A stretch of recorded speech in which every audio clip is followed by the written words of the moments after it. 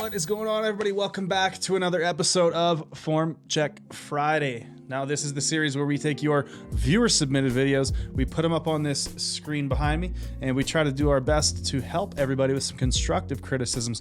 Now, for anybody who was here last time, we left off with Caleb. Now, Caleb's been powerlifting for about 4 months.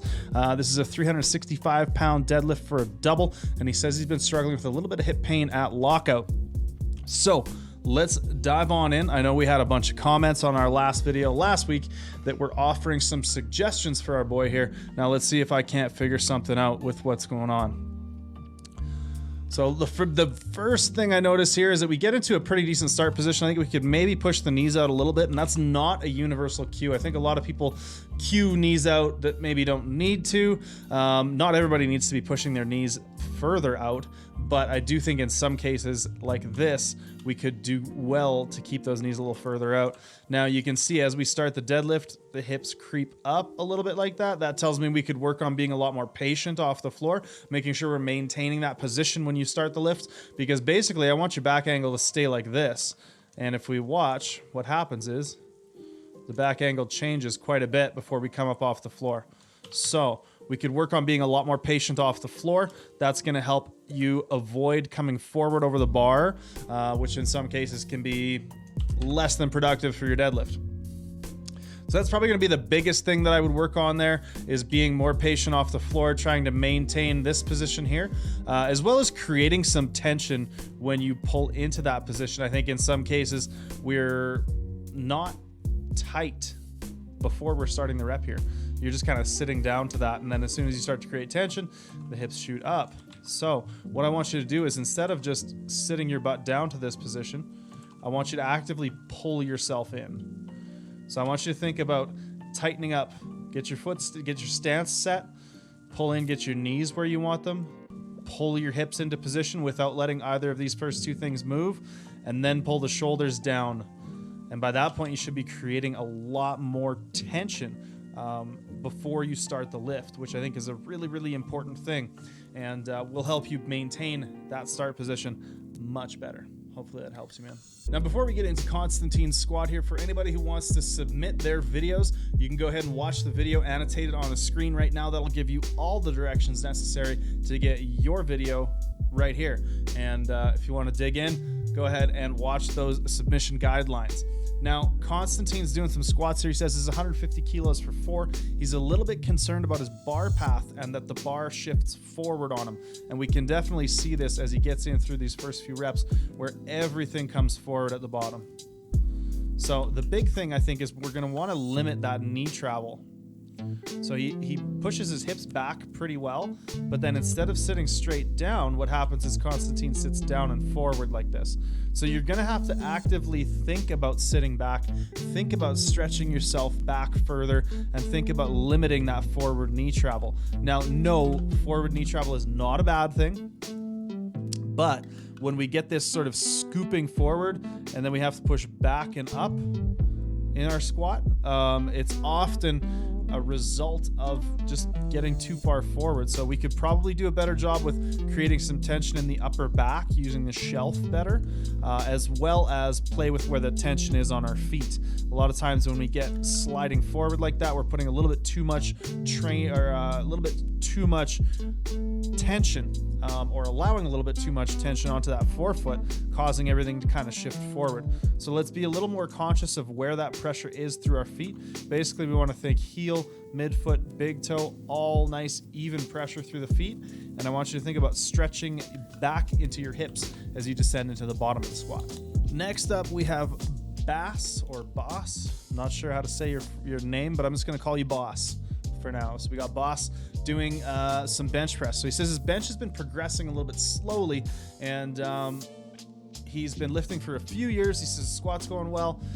This is 70 kilos for 4. He's wondering a little bit about his elbow position and says that it's a little bit shaky. So let's see what we can see there. All right, so first off with the unrack, I think we might be pulling the bar out too far. I know I do often cue lifters to pull that bar out, but I think what's happening is we're bringing that bar to a really good spot here, and then we're pulling it way down here for the touch. And what I'd like to see is a little bit of a smoother bar path with less horizontal movement, right? So I think right now we're touching way too low, and it's putting you in a really sort of putting you out of position, we'll say. And it's causing you to have to make up a lot of ground with a weird bar path on the way back.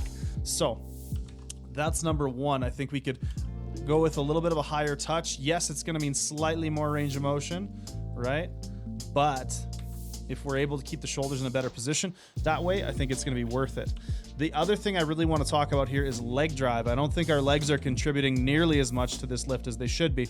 So from just before you unrack it to the end of the set, to the point where you re-rack the bar, I want you thinking about pushing yourself back along the bench.